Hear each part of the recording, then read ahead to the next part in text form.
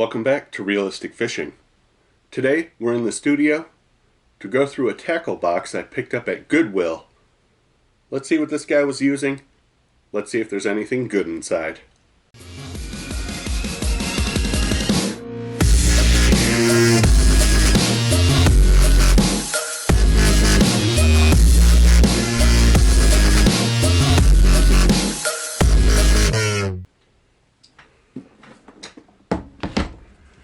Here we have a Rebel 600 tackle box. I don't know if you can see the tag there. I picked this up for $5.99.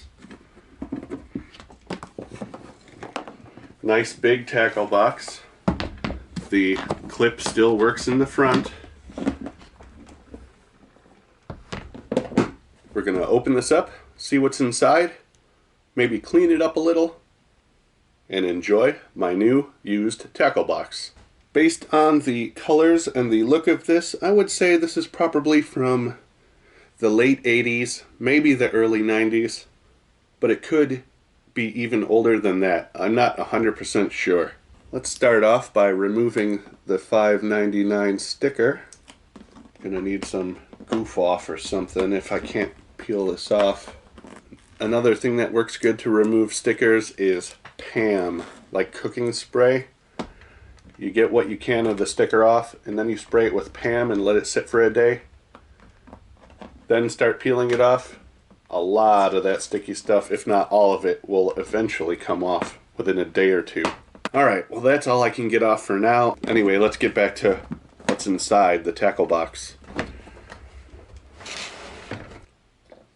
13 compartment top tray with one bobber inside. Hey, it might actually still work. The spring is going to need a little bit of help to come back to life. Sometimes when I go through other people's stuff, I wonder what they were fishing for. Nothing else in the top tray. Let's see what else we have in the box.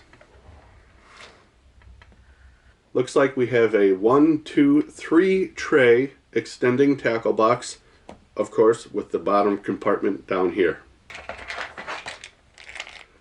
Here we have a 4 compartment pocket size tackle box. It's a Plano brand inside of a Rebel tackle box. Inside we have a few small split shots. They're kind of white with oxidization. With a little cleaning up, this might still be usable.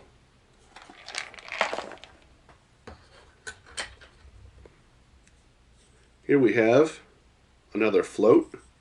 Spring still works on this one. Not bad. I bet this is still in working order. It would be fun to fish with a 20-year-old bobber, or however old this is. Maybe even 25, 30 years.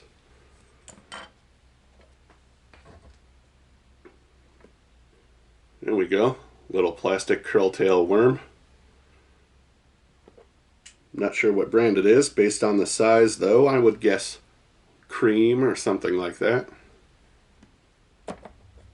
Let's see what else we have.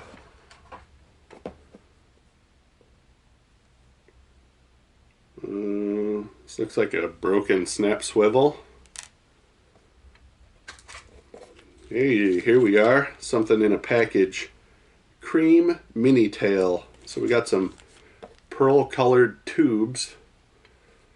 It's got the rigging instructions on the back. Creme Lure Company, P.O. Box 6162, Tyler, Texas. This has no website on it. No creme.com, no visit us here. That means it's usually older. I have never seen this kind of Creme packaging before, so I would guess it's probably from the 80s. Let's see what else we got. Another float. Spring still works. This one's seen better days, but I bet it's still in working order. Alright, the last item in this tray. Another float. This one is a wood float. Spring still works. Interesting. A little bit heavier than those other ones. let's keep looking. Alright, here we have a water gremlin weight kit. I can just barely make it out on the label.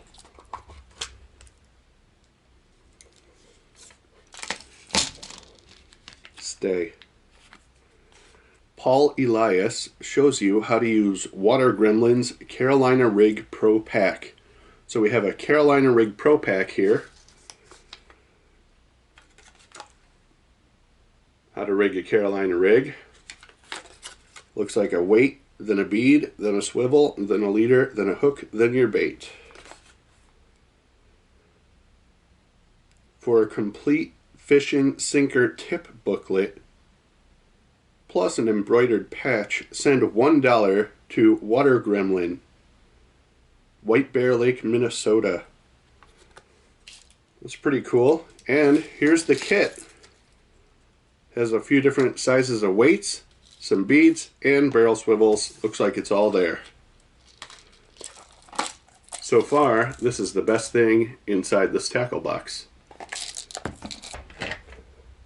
Alright, here we have a battery terminal clamp. It's just a lead clamp with a few nuts and bolts through it. It's used for like a car battery or a marine battery. Probably to fix their boat in a pinch. Who knows though? Could have used it as a weight, I guess. Looks like we have another one of those. And a divider for up here. If you want to shrink some of these compartments, you put something like that in there. Let's see what else is in the box. Got another plastic worm here. Curl tail plastic worm. This one's been used. Pretty torn up. Someone used it and then threw it back in the tackle box. Here's another one just like that. Third plastic worm, same variety. And an oxidized lead weight. That's it for that tray. Now to the bottom compartment. That's where it looks like all the good stuff is. We'll start right here on top. Looks like a tube and grub kit. Got a few different color tubes and a few different color grubs. Looks like it also includes some jig heads, so that's pretty cool. Here we have a bag of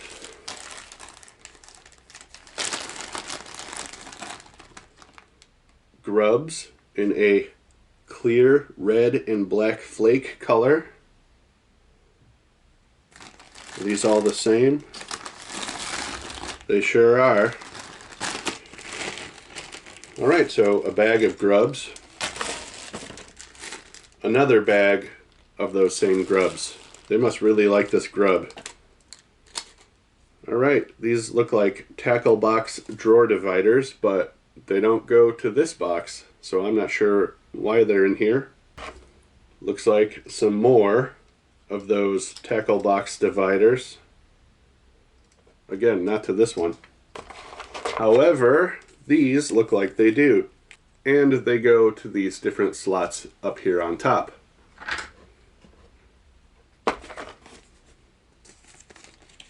Empty plastic bag.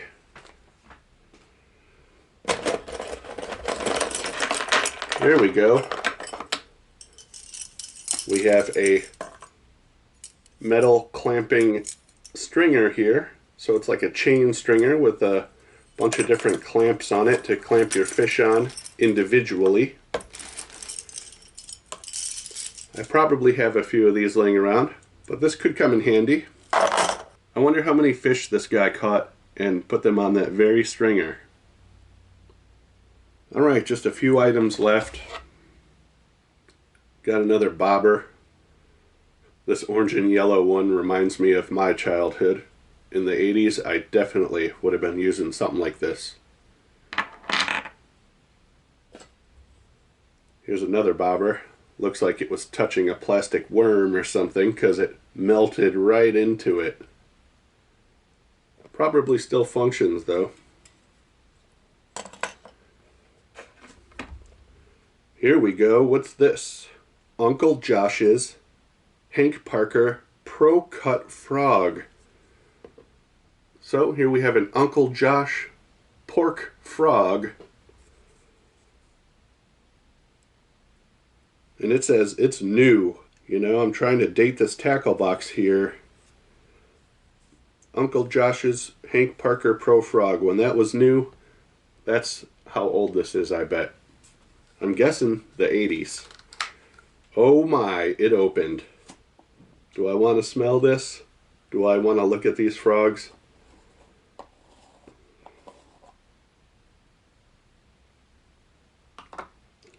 Ugh, that didn't smell the best. But this lure is still soft and pliable. Look at that. It feels like slimy shoe leather. It's interesting. I might have to try these one day. Uncle Josh's pork frogs. Pro Cut Frog. Smells kind of like vinegar. Got another random weight. Here's a piece of a wrapper for a Rapala Original. Too bad that's not in here. Looks like one more item. Oh, besides this tiny little hook. And that is a Creme Worm. It doesn't really have, it says a B4D. A cream lure made in the USA. So we have some purple cream worms here. The shape of this kind of looks like a scoundrel. This might have been before they were actually giving them names. Pretty cool. Let me double check, make sure it doesn't have a name that I don't see. Yeah, just a cream worm in the package. I bet this is pretty old. I would say at least 30 years old. Now I'm just left with a dirty tackle box. So I'm going to get some disinfectant wipes, wipe it down real fast. I'll see you in a minute.